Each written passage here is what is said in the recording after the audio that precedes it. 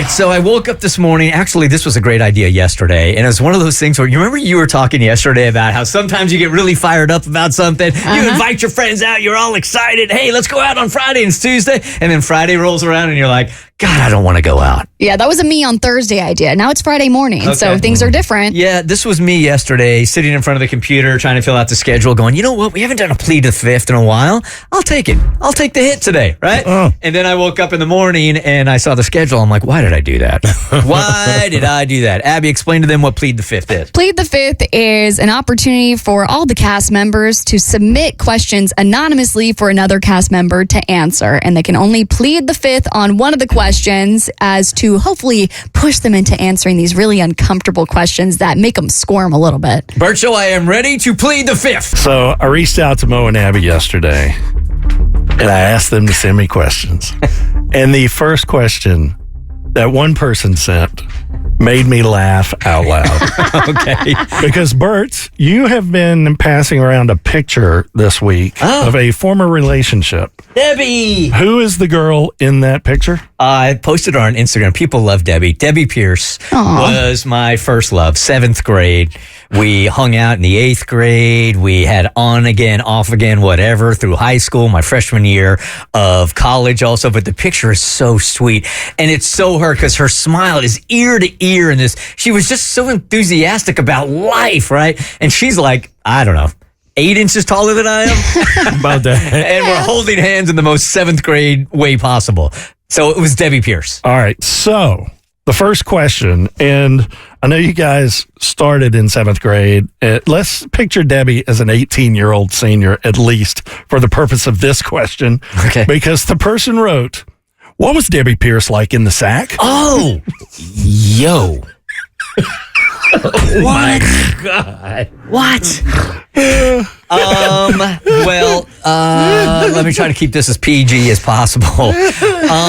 So we were both each other's firsts. Oh, that's sweet. But I lied and told her I was more experienced than I really was. What number did you give her? Like, did you give her a number that you had? No. Is she on the line or something? No, but dang on it. That would have been awesome. Why are you thinking that, Yeah, we were each other's first. How was she? It was our first time. I mean, I was just happy to get it over with, and I think she probably was also. But obviously not good enough to keep forever. Well, I mean, we dated all the way through our freshman or sophomore year of college, so it was going pretty well. Okay. Yeah. All right. You look like you were struggling through that. She's just so sweet. Like, I don't want this to get back to her. And I just got a picture of her as like, as an adult woman, what she looks like now. She's still very attractive. I haven't seen the pictures yet. I want to see them. She's probably 6'8". All right. Second question.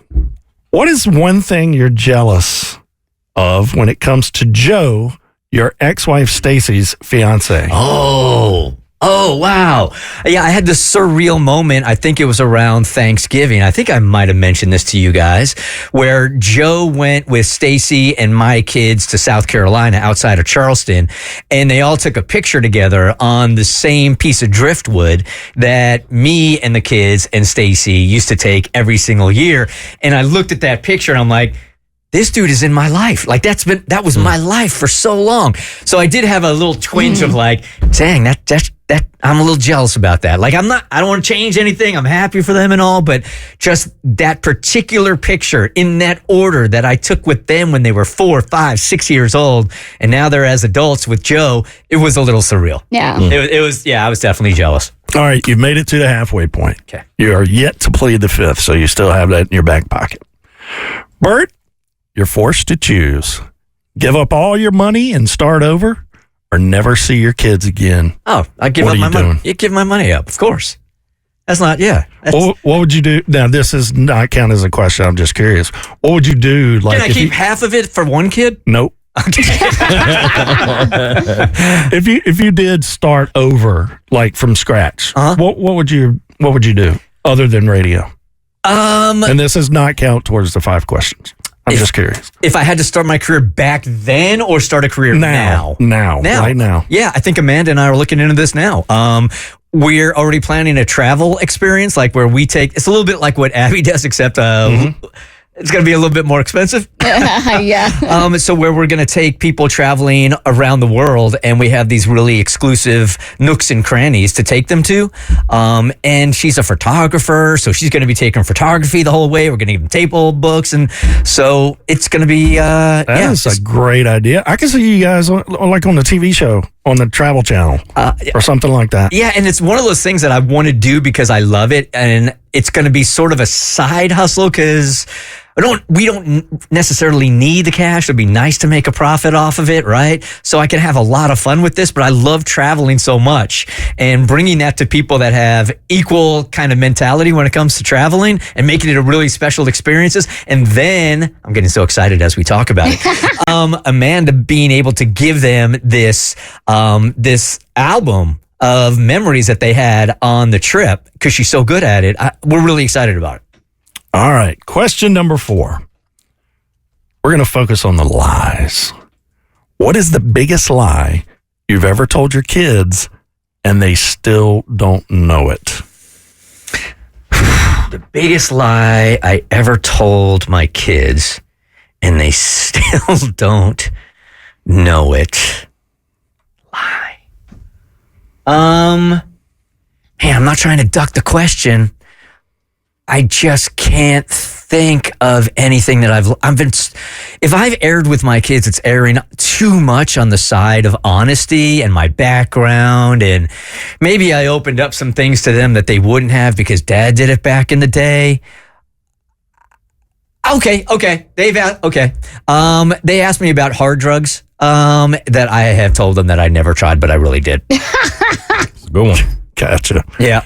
All right. You made it to the last question. What's the most selfish decision you've ever made that you don't regret, but probably should? Dang. The most selfish decision that I ever made that I don't regret, that I probably should. And I still have a plead the fifth left, right? I have one. Yeah, but don't punk out on the last. Selfish. The most selfish decision I ever made. Dang it. I'm just having a hard time coming up with one. And I'm sure there have been plenty.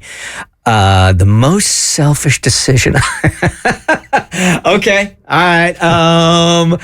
We were flying internationally, me and my kids, and I got upgraded. No, you didn't. Oh, I did. You left them in steerage? See you around, boys.